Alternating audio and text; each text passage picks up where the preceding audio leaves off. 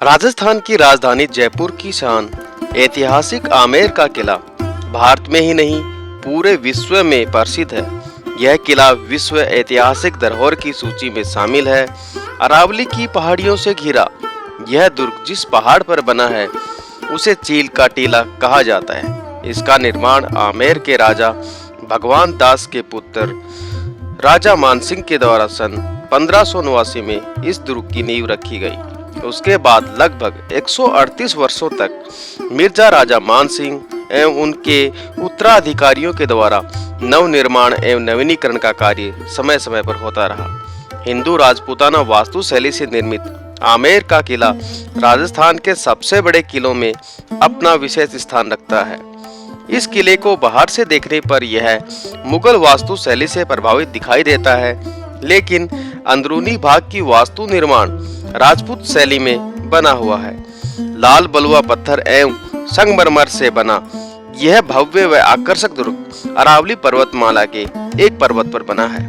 यह दुर्ग 4 स्तरों में बना है, जिसमें प्रत्येक स्तर में विशाल प्रांगण यानी बड़े चौक हैं। यहाँ है विशाल जलेब चौक जो सबसे बड़ा प्रांगण है, या फिर बात करते हैं दीवाने आम की जो था आम जनसाधारण के लिए, या फिर बात करते हैं दीवाने खास या विश्व के सबसे बड़े शीश महल की और मुगल शैली के 4 बाग, या फिर हो यहाँ इस दुर्ग में पानी चढ़ाने की पुरानी लिफ्ट प्रणाली जो थी बेमिसाल, या फिर हम बात करते हैं इस दुर्ग के विशाल 12 किलोमीटर की सुरक्षा प्राचीर की साल 2013 की 37वें वर्ल्ड हेरिटेज समिट में इसे विश्व धरोहर की सूची में शामिल किया गया है। तो दोस्तों, मैं हूं अरविंद। आज विस्तार से संपूर्ण आमेर के किले के इतिहास के साथ साथ एक भ्रमण करते हैं, तो बने रहेगा इस वीडियो में।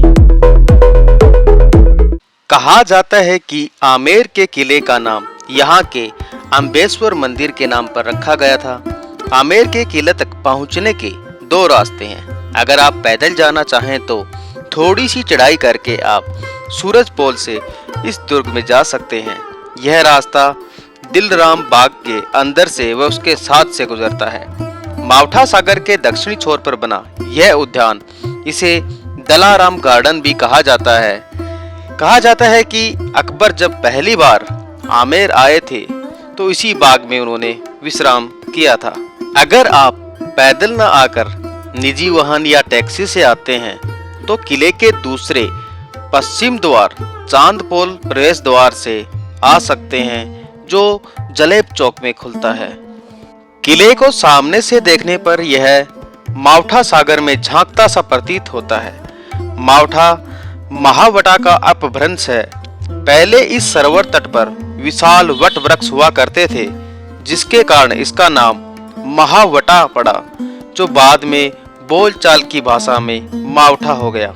इसमें आमेर की पहाड़ियों से बारिश का पानी आता है। आमेर के किले की जल आपूर्ति का मुख्य रूप से मावठे से पूर्ति होती थी। अब हम सूरज पोल से किले में प्रवेश करते हैं। यह दरवाजा पूर्व की ओर है और सूरज की पहली किरण इसी दरवाजे से आती है, इसीलिए इसे सूरज पोल कहा जाता है। सेना के घुड़सवार, राजा और शाही गणमान्य लोगों का यही मुख्य प्रवेश द्वार होता था। सूरज पोल से महल प्रांगण में प्रवेश करते ही प्रथम बड़ा चौक है, जिसे जलेब चौक के नाम से जाना जाता है। यह महल के 4 चौकों में पहला व सबसे बड़ा चौक है।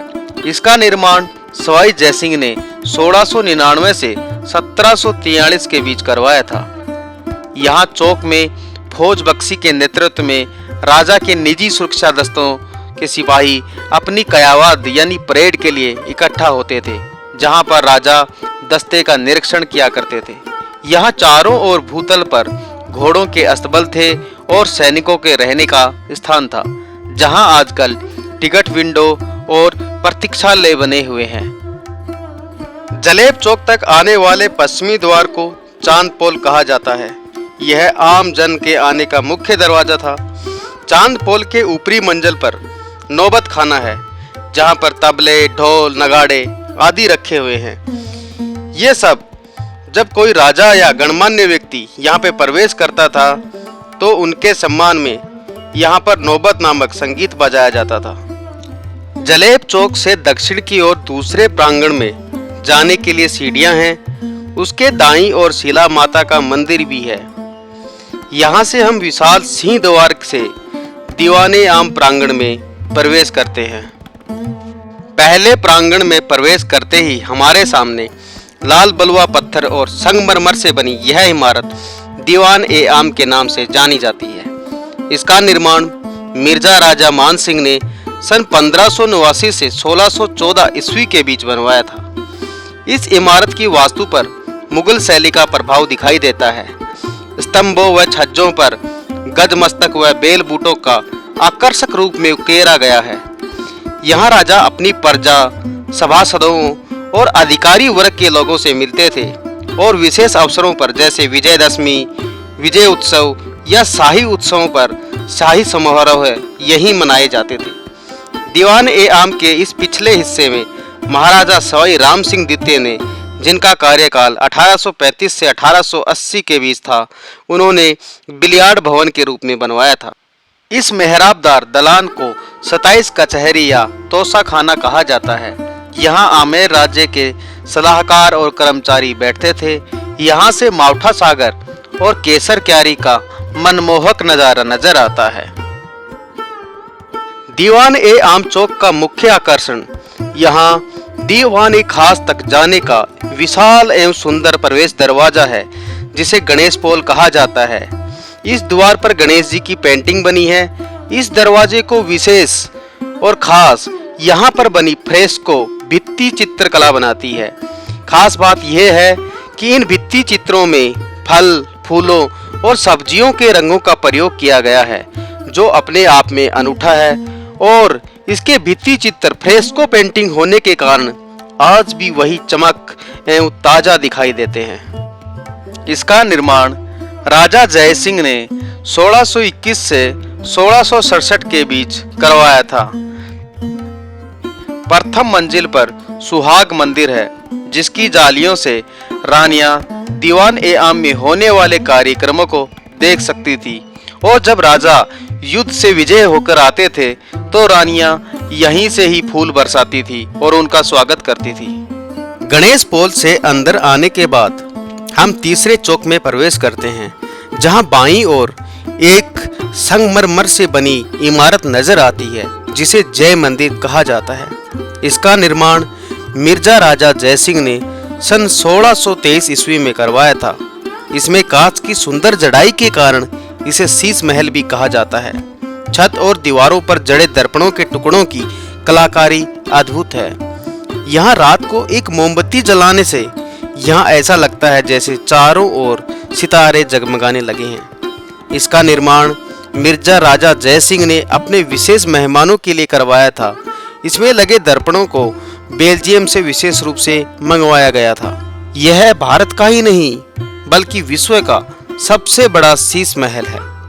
गर्मियों में इस महल को खसखस के पर्दों से ढककर उनको पानी से भिगोया जाता था।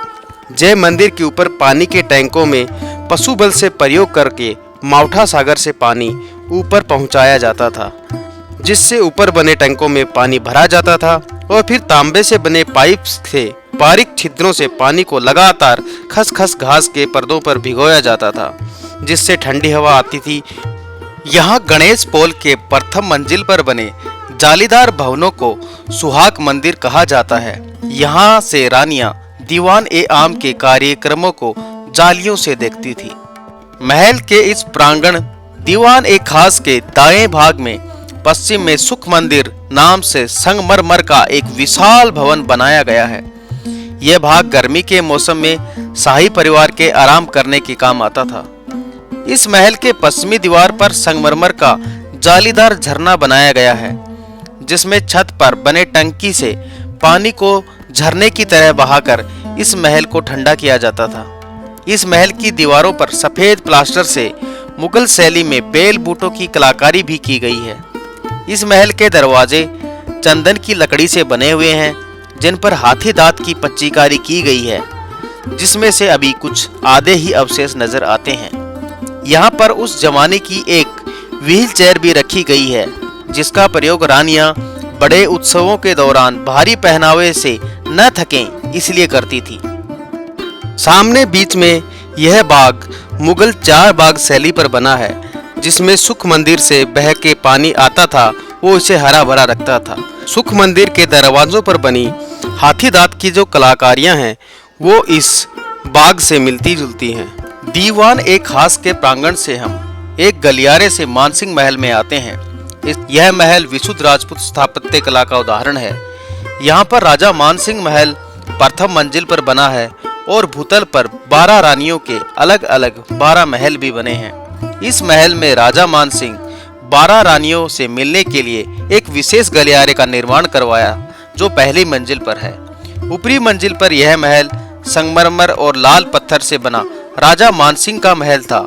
इस चौथे प्रांगण के बीच में एक विशाल बहादुरी का निर्माण करवाया गया है, जहां राजा रानी सभी से मिलता था और वहां पर मीटिंग होती थी। यहाँ के प्रांगण को जनानी ड्योढ़ी कहा जाता था। यहाँ पुरुषों का प्रवेश वर्जित था। यहाँ रानियों की सुरक्षा के लिए किन्नर पहरा देते थे। अभी मैं जहाँ खड़ा हूँ यह भाग चौथे प्रांगण की पहली मंजिल पर बना मानसिंह महल है। यह संगमरमर से बना है। यह भाग इस महल का सबसे पुराना भाग है। हम जानते ही हैं कि राजा मानसिंह का अधिकतम वक्त बाहर युद्ध अभियानों में ही बीतता था, तो यहाँ पर जनानी ड्योढ़ी में रानियों की सुरक्षा के लिए कड़े बंदोबस्त किए गए थे। इस महल का निर्माण शुद्ध राजपूत स्थापत्य कला के आधार पर करवाया था।